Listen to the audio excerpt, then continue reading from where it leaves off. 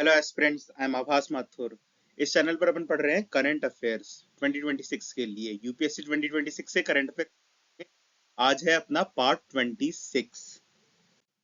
देखो, आज का अपना पहला टॉपिक है यूरिया गोल्ड। ये देखो, आप गोल्डन कलर का लग रहा है ना, येलो गोल्डन कलर का लग रहा है ना यूरिया, तो यही है यूरिया गोल्ड। इसका ये येलो रंग क्यों है? क्योंकि इस यूरिया में सल्फर है। इस यूरिया में सल्फर है, इसलिए इसका कलर गोल्डन सा है, इसलिए इसे कहते हैं यूरिया गोल्ड। आपने देखा होगा पहले एक नीम कोटेड यूरिया आया था न्यूज में। अब साइंटिस्ट ने डेवलप कर लिया है यूरिया गोल्ड। ये नीम कोटेड यूरिया से भी अच्छा है, एफिशिएंट है, इकोनॉमिक है। ठीक है। तो इससे ना फार्मर्स को फायदा होगा। जो सॉइल में सल्फर की डेफिशिएंसी होती है ना, वो यूरिया गोल्ड की वजह से ओवरकम हो जाएगी। सॉइल अच्छी हो जाएगी, तो फिर खेती अच्छी होगी। आइए पढ़ते हैं यूरिया गोल्ड के बारे में। Cabinet committee on economic affairs approves launch of urea gold. Cabinet की कमेटी होती है इकोनॉमिक अफेयर्स की, उसने अप्रूव कर दिया है यूरिया गोल्ड को कि यूज करा जा सकता है, किसानों में बांटा जा सकता है। अब आपका होमवर्क है, cabinet committee on economic affairs को हेड कौन करता है? प्राइम मिनिस्टर करते हैं, या फिर फाइनेंस मिनिस्टर करते हैं? ये आपको बताना है कमेंट्स में। ठीक है। Urea gold is a new variety of urea coated with sulphur.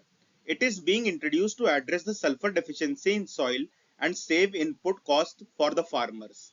देखो, जो अपने इंडिया के सॉइल में ना सल्फर की बहुत ज्यादा डेफिशिएंसी है, तो सल्फर की डेफिशिएंसी को ही दूर करने के लिए यूरिया गोल्ड लाए हैं।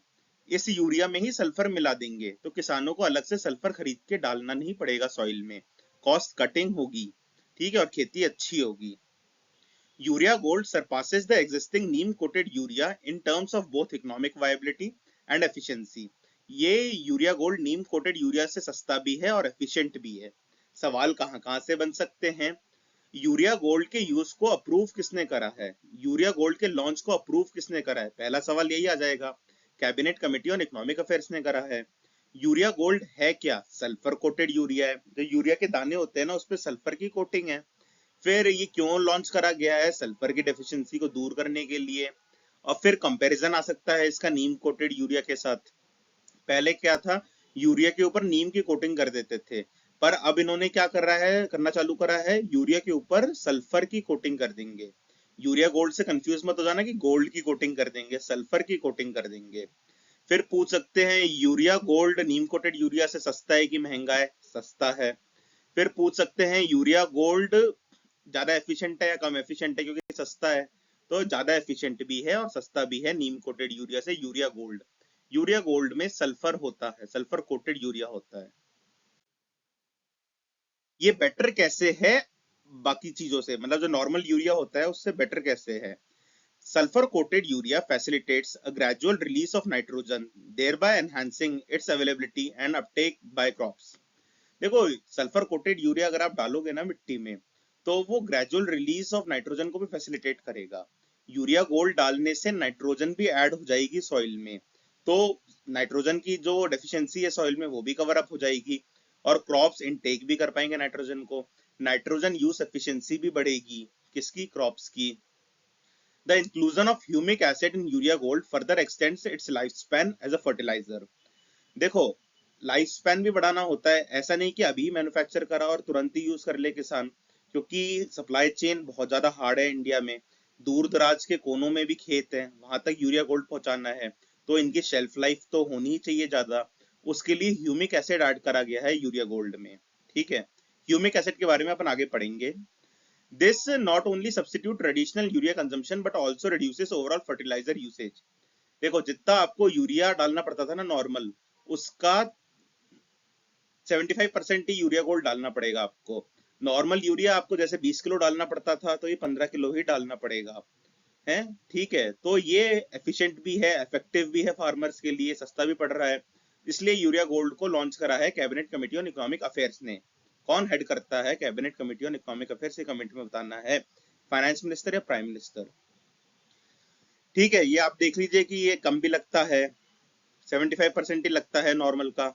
ये भी आप देख सकते हैं। ठीक है। ह्यूमिक एसिड होता है इसके अंदर, जिससे इसका life span as a fertiliser बढ़ सके। देखो, फिर आता है ह्यूमिक एसिड क्या होता है। ह्यूमिक एसिड ना थोड़ा एक काले से रंग का पाउडर, ग्रैनुअल्स पाउडर से होते हैं। देखो, humic acid is a natural organic component of soil, peat and water formed by the decomposition of plant and animal matter। जो ह्यूमिक है, नाम ही लग रहा है ना, ह्यूमस जैसा ही लग रहा है, तो एक टाइप का ह्यूमस का ही एसिड बनाते हैं, उसे कहते हैं ह्यूमिक एसिड। जो भी प्लांट एनिमल मैटर होता है ना, उसको डिकम्पोज करके बनाया जाता है ह्यूमिक एसिड। ठीक है। It acts as a powerful soil conditioner, enhancing nutrient uptake, improving soil structure, increasing water retention, stimulating microbial activity to promote plant growth and root development। देखो, ह्यूमिक एसिड डालने से ना सॉइल की condition अच्छी होती है, न्यूट्रिएंट अपटेक एनहांस होता है, सॉइल की का स्ट्रक्चर भी अच्छा होता है, वाटर रिटेंशन भी बढ़ता है कि पानी ज्यादा समय तक मिट्टी में रह पाए, स्टिमुलेट करता है माइक्रोबल एक्टिविटी, क्योंकि decomposition of plant and animal matter से ही बनता है। मतलब ये ओवरऑल फर्टिलाइजर ही होता है एक टाइप का। ये प्रमोट करता है प्लांट ग्रोथ को और रूट डेवलपमेंट को। ठीक है। ह्यूमिक एसिड क्या होता है? फर्टिलाइजर होता है। कैसे बनता है? Decomposition of plant and animal matter से बनता है, इतना याद रख लो। ऑर्गेनिक कंपोनेंट होता है, ऑर्गेनिक फर्टिलाइजर होता है, काइंड ऑफ मैन्योर ही होता है ह्यूमिक एसिड, ऐसे याद रख लेना, क्योंकि ऑर्गेनिक फर्टिलाइजर्स मैन्योर होते हैं लगभग। फिर आज का दूसरा टॉपिक है गवी। इसमें गवी क्या है? गवी एक अलायंस है। किसका अलायंस है? वैक्सीन के लिए अलायंस बनाया है और इम्यूनाइजेशन के लिए अलायंस बनाया है। ठीक है। ये एक इंटरनेशनल लेवल पे बनाया गया अलायंस है। इसमें ना लगभग सभी देश हैं, सभी देशों की वैक्सीन बनाने वाली कंपनीज इसमें शामिल हैं, इंटरनेशनल ऑर्गेनाइजेशंस इसमें शामिल हैं।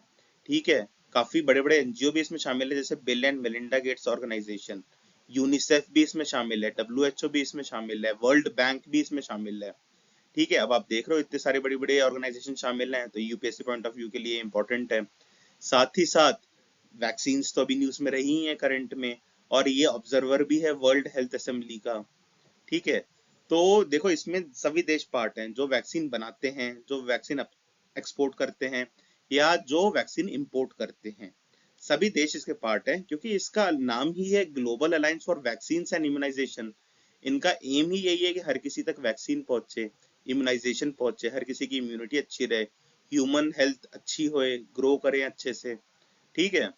ये सन 2000 में बना था। इसकी जो बोर्ड होता है, ये बोर्ड साल में 2 बार मिलता है, और बोर्ड ही इसका गवर्निंग बॉडी होता है। ठीक है। एक बार पढ़ लेते हैं गावी के बारे में। Global alliance for vaccine and immunisation. Gavi का नाम क्या है पूरा? यही भी एक सवाल बन सकता है। Global alliance for vaccine and immunisation. It is public-private global health partnership with the goal of increasing access to immunization in poor countries। ठीक है। देखो, ये पब्लिक और प्राइवेट है, क्योंकि मैंने बोला था Bill and Melinda Gates organisation भी है, साथ ही साथ यूएन भी है, डब्ल्यूएचओ भी है, यूनिसेफ भी है, वर्ल्ड बैंक भी है, और काफी सारे देश भी हैं, कंपनियां भी, प्राइवेट कंपनियां भी है जो वैक्सीन बनाती हैं। तो ये पब्लिक प्राइवेट पार्टनरशिप है। ठीक है। Public private global health partnership है। सीधा सवाल ये भी बना सकता है यूपीएससी इजी सा, कि गावी किससे रिलेटेड है? वैक्सीन और इम्यूनाइजेशन से रिलेटेड है। ठीक है।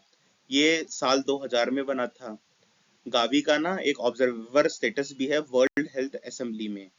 वर्ल्ड हेल्थ ऑर्गेनाइजेशन में ही जो असेंबली होती है ना, उसे बोला जाता है वर्ल्ड हेल्थ असेंबली। उसमें ऑब्जर्वर स्टेटस है गावी का। It supports the immunisation of almost half the world children. मतलब अफ्रीका वगैरह के कितने सारे बच्चे हैं, जितने भी गरीब देश हैं, उनका ही वैक्सीनाइजेशन करता है। लगभग ये वर्ल्ड के आधे बच्चों का वैक्सीनाइजेशन में सपोर्ट करता है। It also provides funding to strengthen health systems and train health workers across the developing world। फिर हेल्थ सिस्टम्स को डेवलप करने के लिए भी ये फंड करता है, ये ट्रेनिंग भी लेता है हेल्थ वर्कर्स की। इनका ओवरऑल टारगेट ही है हेल्थ सिस्टम को अच्छा करना दुनिया भर में। इसका जो गवर्निंग बॉडी होती है वो है गावी का बोर्ड। ये साल में 2 बार मिलता है। ठीक है। और इसका बोर्ड ही रिस्पॉन्सिबल होता है strategic direction and policy making के लिए, कि कैसे हमें वैक्सीनाइजेशन और इम्यूनाइजेशन इंप्रूव करना है, उसकी पॉलिसी कैसे बनाएंगे, स्ट्रेटेजिक डायरेक्शन क्या रहेगा। और ये ओवरसीज भी करता है कि वैक्सीन अलायंस कैसा काम कर रहा है, इसके ऑपरेशंस कैसे चल रहे हैं, मॉनिटर्स प्रोग्राम इम्प्लीमेंटेशन की, जो प्रोग्राम है वो इम्प्लीमेंट कैसे कर रहा है। तो ये पॉलिसी भी बनाते हैं, डायरेक्शन भी देते हैं, मॉनिटर भी करते हैं, ओवरसीज भी करते हैं। सारा इसका मेन काम इसका बोर्ड ही करता है, ऐसे देख लो। वर्ल्ड हेल्थ असेंबली में ये मेंबर भी है। इसके वर्ल्ड बैंक है, WHO है, यूनिसेफ है, Bill and Melinda Gates organisation है, और vaccine industries of develop and developing nations. ये गावी का लोगो है। ये देखो गावी क्या है, पब्लिक प्राइवेट पार्टनरशिप है ये, ग्लोबल हेल्थ को लेके। इसकी मतलब जो हेड ऑफिस है वो कहाँ है, जेनेवा स्विट्जरलैंड में है। गावी का हेड ऑफिस कहाँ है, जेनेवा स्विट्जरलैंड में है। देखो मैं इसके मेंबर्स कह रहा था ना, WHO है, यूनिसेफ है, वर्ल्ड बैंक है, Bill and Melinda gets foundation है, ठीक है। साथ ही साथ vaccine industries of both industrialised and developing Nations. इसमें आ जाएगा कि सिर्फ इंडस्ट्रियलाइज नेशंस का है या डेवलप नेशंस की ही वैक्सीन इंडस्ट्रीज है, नहीं, सारी वैक्सीन इंडस्ट्रीज है हर नेशन की। ये देखो 2000 में ये बना था, वर्ल्ड इकोनॉमिक फोरम पे बना था ये। Gavi, the vaccine alliance was founded in January 2000 at the World Economic Forum to increase access to immunization in poor countries। ये कहाँ बना था, ये वर्ल्ड इकोनॉमिक फोरम पे बना था। गावी कहाँ बना था, वर्ल्ड इकोनॉमिक फोरम पे बना था। यही सब सवाल आएंगे गावी के बारे में। देख लेना कि मेंबर्स कौन है, कब बना था, क्या एम है, कहाँ बना था, वर्ल्ड इकोनॉमिक फोरम के मंच पे बना था। ठीक है, मेजरली सवाल तो इनके मेंबर्स आते हैं, इनके एम पे आते हैं, और फुल फॉर्म तो पता होना ही चाहिए। फिर आता है सवाल राप्ती रिवर के बारे में। राप्ती रिवर, राप्ती रिवर कहाँ बहती है, गोरखपुर के पास बहती है ना राप्ती रिवर, आप लोगों ने सुना होगा, गोरखपुर श्रावस्ती वाले रीजन में, ईस्टर्न यूपी में बहती है राप्ती नदी। राप्ती नदी नेपाल से निकलती है, नेपाल की महाभारत रेंज से निकलती है राप्ती रिवर। राप्ती रिवर जाके मिलती है घाघरा रिवर में। यूपी में देवरिया करके एक जगह है, वहां पे जाके ये घाघरा नदी में मिल जाती है, और घाघरा नदी जाके गंगा नदी में मिल जाती है। तो indirectly Rapti river Ganga river में ही मिलती है। अब आप देख रहे होंगे मैंने राप्ती के आगे ये वेस्ट राप्ती क्यों लिखा है, क्योंकि राप्ती ना दो हैं, एक ईस्ट राप्ती है, एक वेस्ट राप्ती है। वेस्ट राप्ती घाघरा नदी में मिलती है, ईस्ट राप्ती गंडक नदी में मिलती है। पर इंडिया में सिर्फ वेस्ट राप्ती ही आती है, इसलिए popularly known as Rapti river ही है ये। ईस्ट राप्ती पूरी नेपाल में बहती है, वेस्ट राप्ती नेपाल और इंडिया दोनों में बहती है। राप्ती रिवर जो वेस्ट राप्ती है वो इंडिया के सिर्फ एक स्टेट में बहती है, वो स्टेट है यूपी। ये कहाँ कहाँ बहती है, गोरखपुर जिले में बहती है, श्रावस्ती जिले में बहती है, और देवरिया जिले में बहती है। ठीक है, ये कहाँ से निकलती है, महाभारत रेंज नेपाल से निकलती है वेस्ट राप्ती। ठीक है, एक बार पढ़ लेते हैं इसके बारे में। इट राइसेस इन डेरोगोंड्रा रेंज इन महाभारत रेंज, मोटा मोटा याद रख लो, महाभारत रेंज से निकलती है ये नेपाल में। At an elevation of about 3048 meter. Course of river. Initially the river flows westward for nearly 100 km due to the Dudhwa range in Nepal UP border. देखो, नेपाल और यूपी का जो बॉर्डर है ना, वहां पे एक डुंडवा रेंज है। डुंडवा रेंज है, कहाँ पर है, नेपाल और यूपी के बॉर्डर पे डुंडवा रेंज है। उसकी वजह से ये थोड़ा वेस्ट डायरेक्शन में बहती है, इसलिए इसे वेस्ट राप्ती कहते हैं। ईस्ट राप्ती राइट डायरेक्शन में बहती है, इसलिए उसे ईस्ट राप्ती कहते हैं। ठीक है, डुंडवा रेंज की वजह से ये वेस्ट साइड में बहती है, फिर जब डुंडवा रेंज खत्म हो जाती है तो ये स्ट्रेट बहने लग जाती है, प्लेन में बहने लग जाती है और यूपी में आ जाती है। After bypassing this natural barrier, it resumes its outward course towards the Ganga basin। जैसे ही ये रेंज खत्म हो जाती है फिर ये साउथ डायरेक्शन में बहने लग जाती है। After flowing through Nepal it enters eastern Uttar Pradesh. ये ईस्टर्न उत्तर प्रदेश की रिवर है, गोरखपुर भी ईस्टर्न उत्तर प्रदेश में है ना, योगी जी हैं वहाँ के, हरिशंकर तिवारी हैं वहाँ के। फिर बेसिन की टोपोग्राफी क्या है, the entire basin topography is made up of lofty mountains inner and outer Terai regions. Nepal में तो काफी सारे लॉफ्टी माउंटेन्स आते हैं इसके बेसिन में, फिर तराई रीजन आता है यूपी वाला। ठीक है, ये न्यूज में क्यों है राप्ती रिवर, क्योंकि नेशनल ग्रीन ट्रिब्यूनल ने बोला है कि राप्ती रिवर तो नाला बन चुकी है अब। क्या बोला है नेशनल ग्रीन ट्रिब्यूनल ने, कि पॉल्यूशन बहुत ज्यादा है राप्ती रिवर में। सरकार को चेताया है नेशनल ग्रीन ट्रिब्यूनल ने, इसलिए ये न्यूज में है।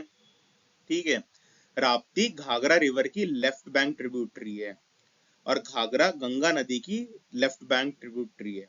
ठीक है, याद रखना, सवाल आ जाता है कौन सी राइट बैंक ट्रिब्यूटरी है, कौन सी लेफ्ट बैंक ट्रिब्यूटरी है।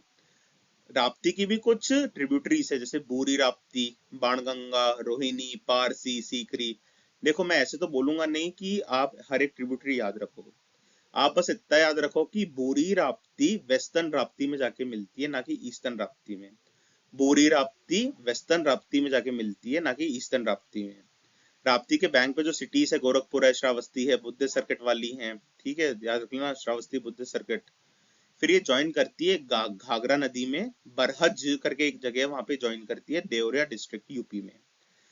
राप्ती का पुराना नाम क्या था? राप्ती का पुराना नाम था ऐरावती, ठीक है। राप्ती का पुराना नाम क्या था? ऐरावती। ऐरावती को ही अभी राप्ती कहते हैं, ठीक है। ये जो ईस्ट राप्ती रिवर है ना, ये फ्लो करती है चितवन वैली में, नेपाल में ही।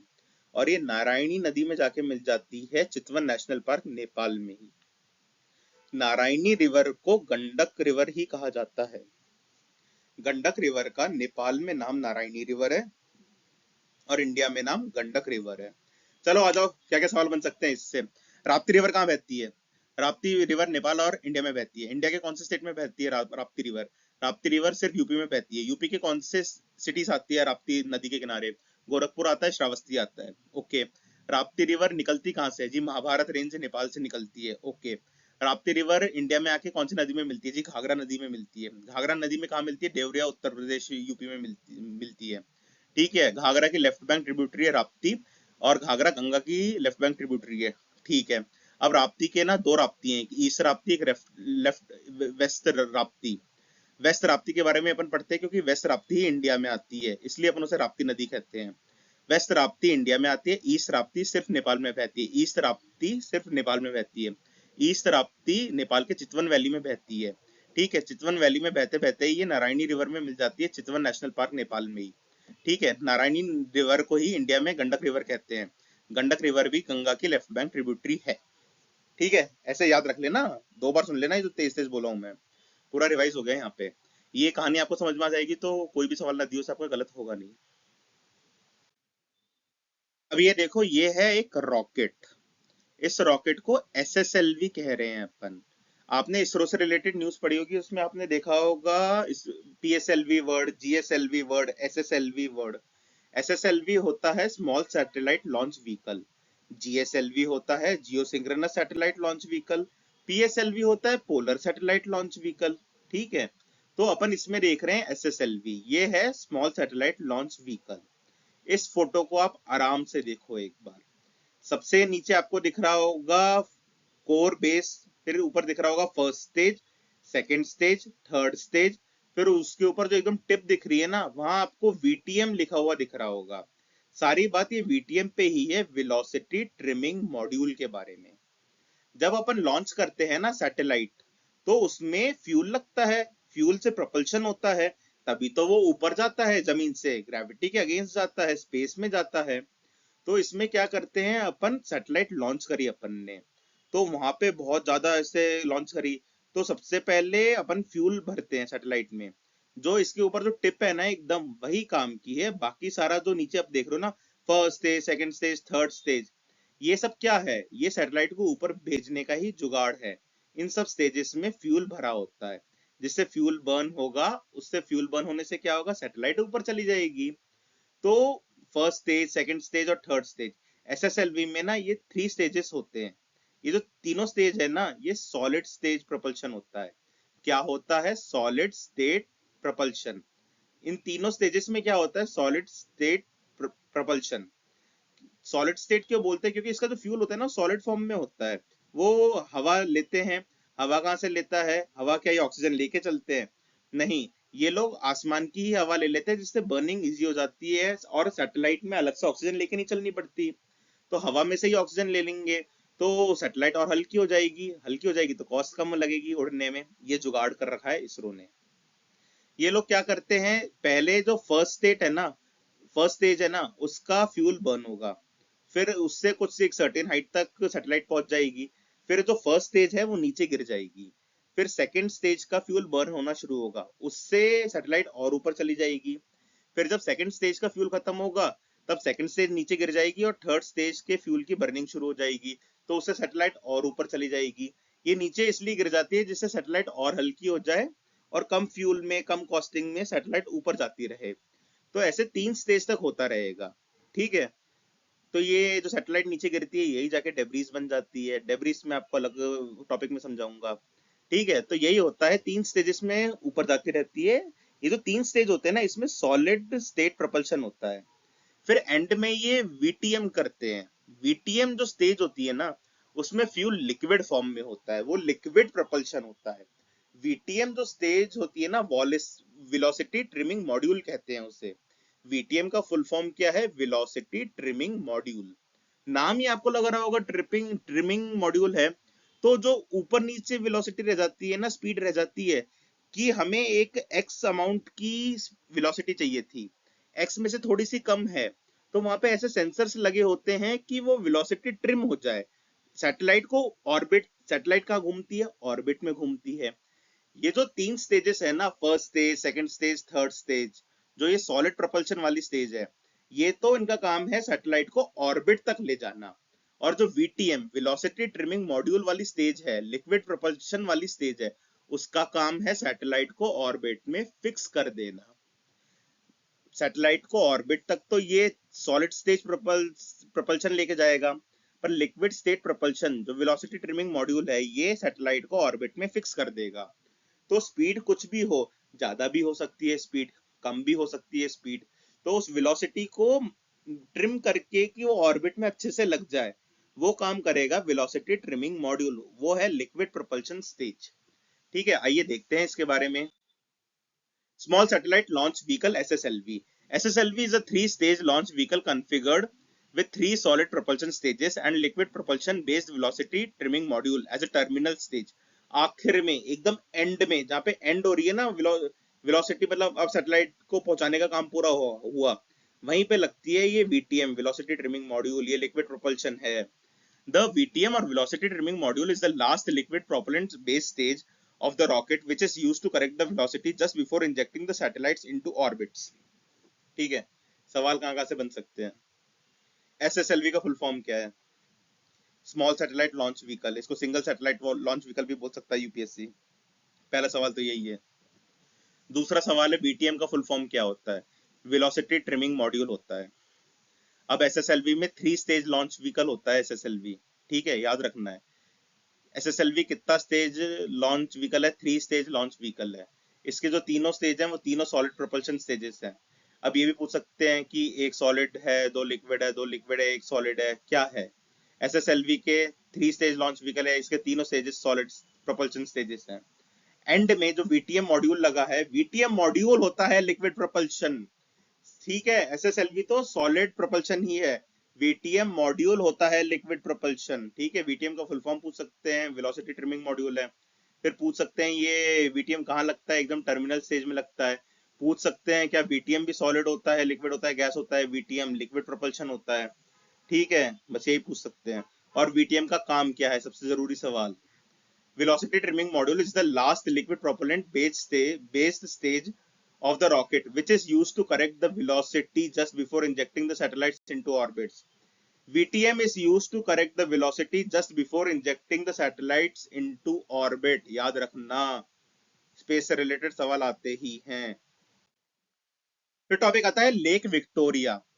देखो, लेक विक्टोरिया कहां पर है? लेक विक्टोरिया अफ्रीका में है। लेक विक्टोरिया दुनिया की दूसरी सबसे बड़ी झील है। ठीक है, फ्रेश वाटर झील दूसरी सबसे बड़ी है, वरना तो कैस्पियन सी वगैरह पढ़ते रहोगे, ब्लैक सी वगैरह की बातें करते रहोगे, पर मेन बात है फ्रेश वाटर की दूसरी सबसे बड़ी झील है लेक विक्टोरिया। तो पहली सबसे बड़ी झील कौन सी है? Lake superior. ये कहाँ पड़ती है? ये नॉर्थ अमेरिका में पड़ती है। नॉर्थ अमेरिका, यूएस और कनाडा बॉर्डर पे पड़ती है लेक सुपीरियर। वो दुनिया की सबसे बड़ी फ्रेश वाटर बॉडी है। दूसरी लार्जेस्ट फ्रेश वाटर बॉडी कौन सी है अर्थ पे? Lake Victoria. लेक विक्टोरिया देखो 3 देशों में पड़ती है। टुक टुक से याद रखो, Tanzania, Uganda, Kenya. Tanzania, Uganda, Kenya. जैसे टुक में TUK आ रहा है ना, तो टी देखो, तंजानिया में सबसे ज्यादा पड़ती है लेक विक्टोरिया, इसलिए टी पहले आ रहा है। दूसरे नंबर पे युगांडा आ रहा है, तो दूसरे नंबर पे सबसे ज्यादा युगांडा में पड़ती है, इसलिए यू आ रहा है। के लास्ट में आ रहा है क्योंकि ये केन्या में सबसे कम पड़ती है। लेक विक्टोरिया से सवाल बहुत अच्छा बन सकता है कि कौन से 3 देशों की बॉर्डर पे आती है Lake Victoria? Tanzania, Uganda, Kenya, टुक। ठीक है, ये न्यूज में क्यों है लेक विक्टोरिया? क्योंकि इंडिया की एक ऑर्गेनाइजेशन है centre for Science and environment, वो तंजानिया के साथ मिलकर रिस्टोर कर रही है लेक विक्टोरिया को। इंडिया और तंजानिया रिस्टोर कर रहे हैं लेक विक्टोरिया को, इसलिए ये न्यूज में है। इंडिया की कौन सी ऑर्गेनाइजेशन कर रही है रिस्टोर लेक विक्टोरिया को? Centre for Science and environment Tanzania के साथ मिलकर कर रही है। काफी सारी नदियां हैं जो लेक विक्टोरिया में पानी लेकर आती हैं, वो रेन वाटर ही लेकर आती हैं। एक बार सुन लो, बस याद मत रखना कौन सी नदियां पानी लेकर आती है लेक विक्टोरिया में। वो नदियां हैं कगेरा, कोटांगो, सीओ, याला, न्यांडो, सोंडो, मिरियू, मोरा। ये नदियां हैं जो पानी लाती हैं। अब जो याद रखना है, लेक विक्टोरिया से एक नदी निकलती है, उस नदी का नाम क्या है? उस नदी का नाम है नाइल रिवर, नील नदी। कौन सी वाली नाइल? ब्लू नाइल या व्हाइट नाइल? लेक विक्टोरिया से व्हाइट नाइल निकलती है, लेक विक्टोरिया से व्हाइट नाइल निकलती है। ब्लू नाइल तो लेक ताना से निकलती है। ठीक है, ब्लू नाइल लेक ताना से निकलती है, व्हाइट नाइल लेक विक्टोरिया से निकलती है, फिर ये खार्तूम में जाके मिलती हैं, फिर ये आगे इजिप्ट होते हुए जाती हैं। ठीक है, मेन बात याद रख लो लेक विक्टोरिया के बारे में। तीन देश पड़ते हैं, तीन देशों के बीच में पड़ती है लेक विक्टोरिया, टुक से याद रखो, तंजानिया, युगांडा, केन्या। तंजानिया में सबसे ज्यादा, उसके बाद युगांडा में, उसके बाद केन्या में। ये वर्ल्ड की दूसरी सबसे बड़ी फ्रेश वाटर बॉडी है, फर्स्ट है सुपीरियर। अफ्रीकन ग्रेट लेक्स में भी सबसे बड़ी ग्रेट लेक है। इंडिया और तंजानिया मिलकर इसको रिस्टोर कर रहे हैं। इससे एक नदी निकलती है, उसका नाम है व्हाइट नाइल नदी, नाइल नदी। एक बार रीड कर लेते हैं। Lake Victoria, Centre for Science and Environment in association with Tanzania is working to restore Lake Victoria. It is the largest African Great Lake by area. It is second largest water body, fresh, in the world. Most of the lake water comes from rainfall, shoreline. Kenya इसके north east part में पड़ता है, Uganda इसके north और north west में पड़ता है, Tanzania इसके सदर्न पार्ट में पड़ता है। The Kagera, Kotango, Sio, Yala, Nyando, Sondo, Miriu, and Mora river feeds the lake, and the river Nile carries out water of the lake. Nile means white Nile here. Thank you. कैसे लगी आपको ये video, बताइए क्या? काफी सारे topics cover करने की कोशिश करी है इसमें हमने। कमेंट करें कैसा लग रहा है आपको ये सीरीज।